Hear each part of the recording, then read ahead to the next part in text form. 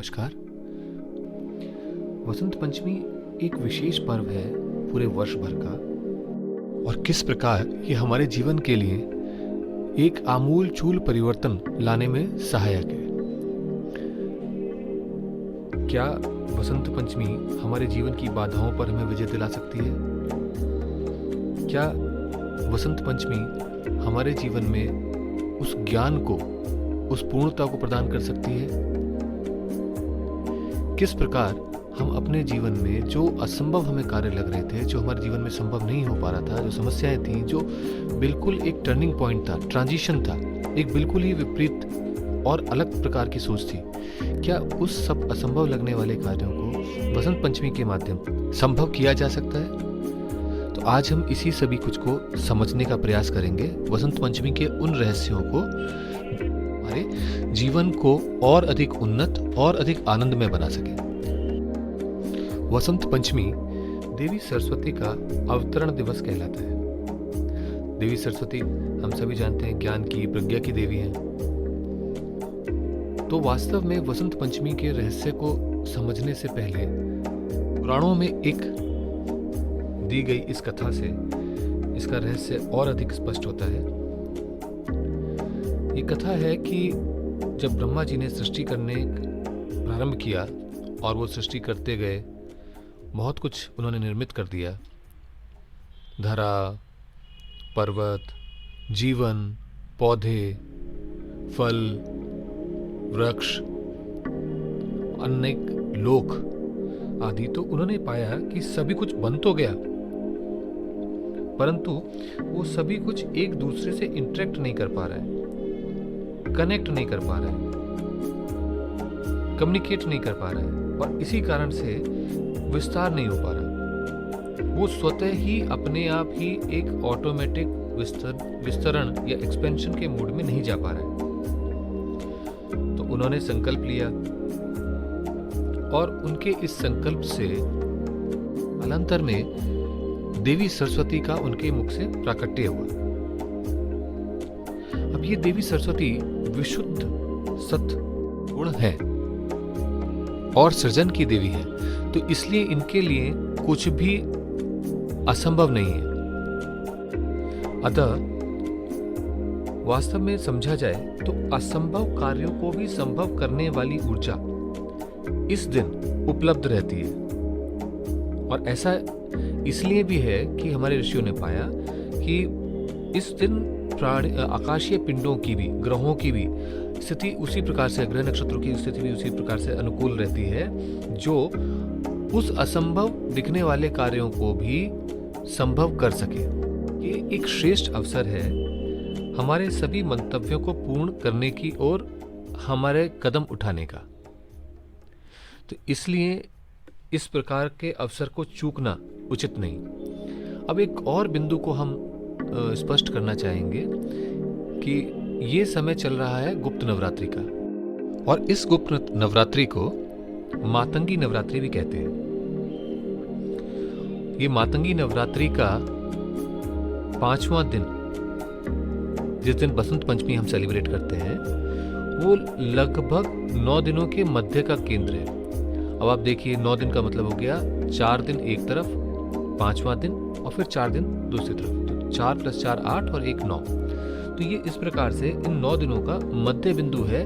Transition की वो state है जहां पर हम अपने अतल गहराइयों में उतरने का प्रयास कर रहे होते हैं।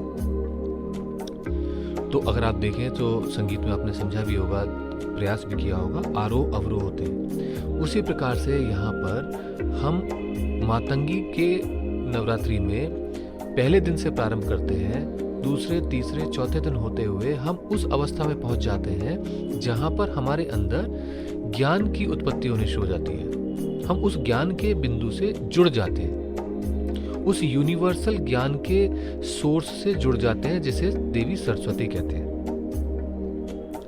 अब ये समझने के लिए और भी सरल अगर इसे करें तो ये समझ में आता है, तो ये स्पष्ट होता है कि आप अगर किसी भी कार्य में को करते रहें और बार बार करते रहें, तो आपके पास एक स्किल डेवलप हो जाती है और आप उस कार्य की पेचीदगियों को बहुत स्पष्टता से समझने लगते हैं, जानने लगते हैं। उसमें आपकी महारत हासिल होने लगती है, चाहे जितना मर्जी छोटा काम हो, चाहे वो ईंटें लगाने का हो, सफाई करने का हो, खाना बनाने का हो, ऑफिस में काम करने का हो, कोई भी कार्य हो। अगर एक कार्य को आप बार बार रिपीट करते हैं तो उसकी नुआंसेस को, उसकी गहराइयों को आप समझने लग जाते हैं। उसमें क्या उचित क्या अनुचित वो समझने लग जाते हैं, वो सब भेद कर पाते हैं। तो यही वास्तव में एक समझ की प्राप्ति है। और ये जो समझ है, ये जो हमें स्पष्ट होना शुरू हुआ, यही वास्तव में ज्ञान की प्राप्ति है। तो होता ये इसी प्रकार से है कि इस मातंगी नवरात्रि, भगवती मातंगी को मंत्रणी शक्ति कहा गया है श्री विद्या में। और उस मंत्रणी शक्ति यानी कम्युनिकेशन की पावर, वो शब्द की फ्रीक्वेंसीज की ऊर्जा एक स्तर से प्रारंभ होती है और फिर एक ऐसे स्तर पे पहुंच जाती है जहां पर वो उन फ्रीक्वेंसीज को रेगुलेट करने लग जाती है, उनके केंद्र पे पहुंच जाती है।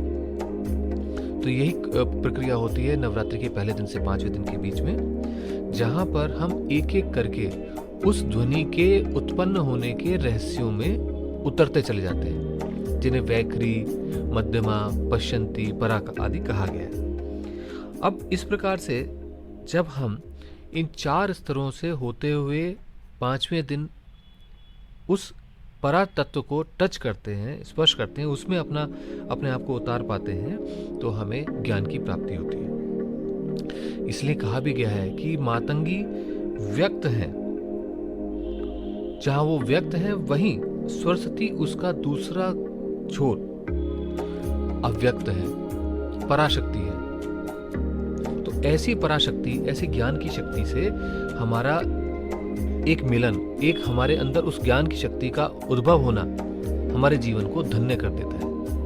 अब प्रश्न आता है कि यह किस प्रकार हमारे जीवन में घटित हो, या अगर ये घटित होता है, जो कि स्वतः ही होता है, तो हम उसको अनुभव कर पाए, उसको अपने जीवन में महसूस कर सकें। उसे प्रारंभ करने से पहले एक बार हम समझने का भी प्रयास करते हैं कि हमारे पास जो ज्ञान है, या जिसे हम ज्ञान कह रहे हैं, वो ज्ञान है भी या कुछ और है। तो वास्तव में अगर हम देखें तो हमारे पास इंफॉर्मेशन है, इतनी इंफॉर्मेशन डेटाबेसेस हैं, इतनी फाइल्स हैं हमारे दिमाग में सेव्ड कि हम उस बहुत सारी जानकारी से अपने आप को ऐसा समझने लगते हैं कि हमारे पास बहुत सारा ज्ञान है।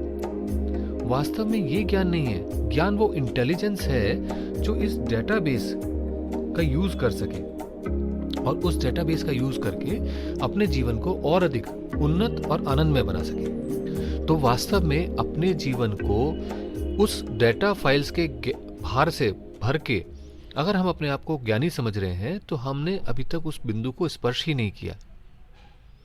तो हमें सबसे पहले तो उस डेटाबेस को, उस मेमोरी को अलग करना है, और दूसरा हमें ये समझना है कि उसका किस प्रकार से उपयोग हो, वो इंटेलिजेंस हमारे अंदर कैसे जागृत हो, वो समझ कैसे पैदा हो कि हम उस डेटाबेस को इंटरप्रेट कर पाए और उसको यूनिवर्सल लेवल पर समझ सके कि किस प्रकार से प्रकृति में वो तत्व, सरस्वती तत्व, हमें अपने लक्ष्य तक पहुंचाने के लिए सक्रिय है।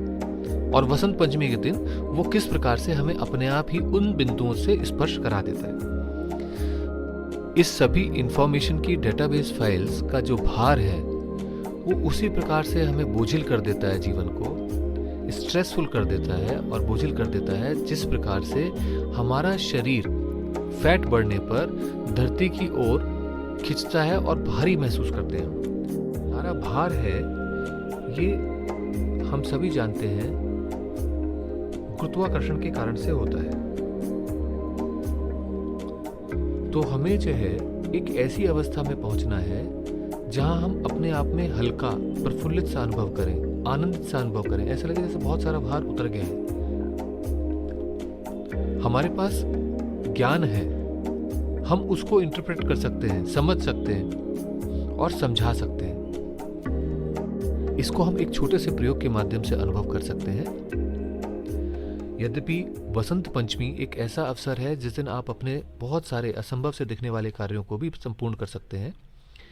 परंतु उसके लिए आपको जो स्पेसिफिक प्रयोग उस पर्टिकुलर आपकी क्रिया के लिए, आपके अभीष्ट के लिए आवश्यक है, वो अपने गुरु से संपर्क करके, उनसे जुड़ के, उनसे समझ के उसे करना चाहिए आपको, जिसके माध्यम से वो असंभव दिखने वाले कार्य भी संभव हो सके।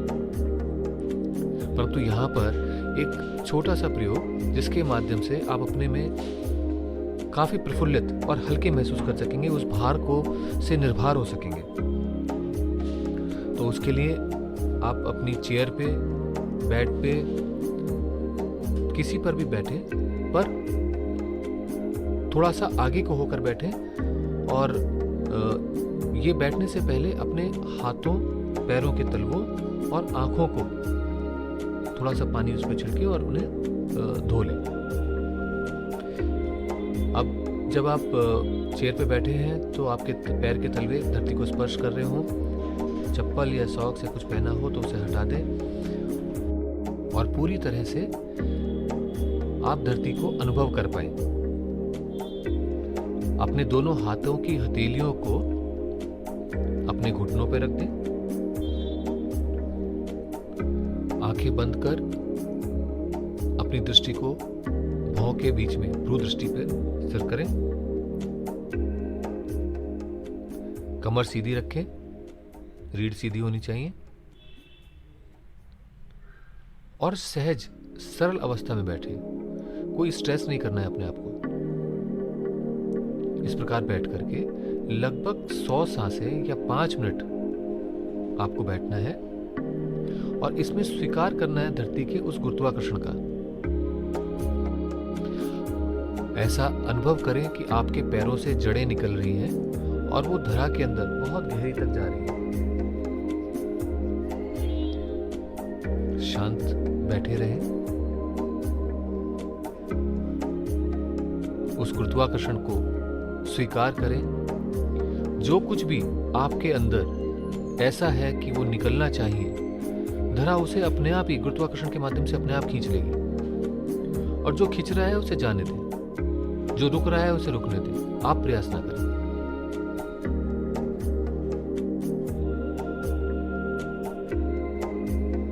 इस प्रकार प्रयोग करने से अंतिम चरण में स्वतः ही एनर्जी बैलेंस होनी शुरू हो जाती है, और बहुत कुछ ऊर्जा, ब्रह्मांडीय ऊर्जा और धरती की ऊर्जा हमें प्राप्त होने लग जाती है।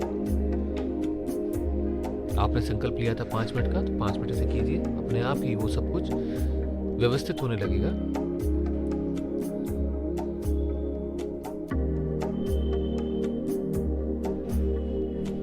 बहुत कुछ ऐसा होगा जो हमारे अंदर से धरती खींच लेगी और आप शुद्ध होने लगेंगे, एक पॉजिटिव ऊर्जा से भर जाएंगे, बड़ा हल्कापन सा लगेगा, चेहरे पर एक स्माइल सी आ जाएगी। इस प्रयोग को करें, अनुभव करें, स्वतः ही होते हुए उन परिवर्तनों को, और उन्हें होने दें। और जो आनंद, जो पॉजिटिविटी इससे गेन हुई है, उसके लिए अनुग्रहित हो देवी सरस्वती के प्रति, उस धरा के प्रति।